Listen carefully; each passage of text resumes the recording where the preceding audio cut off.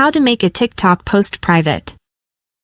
If you want to hide a TikTok post from others while keeping it on your profile, you can make it private. Here's how to do it. Open the TikTok app and go to your profile. Find the post you want to make private and tap on it to open.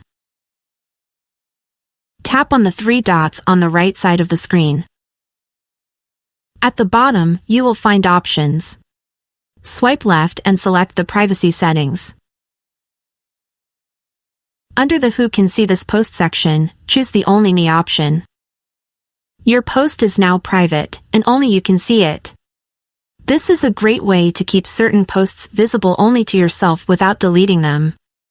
It ensures your content remains stored on your profile for future use or editing. Remember, private posts won't appear in searches or on your followers' feeds.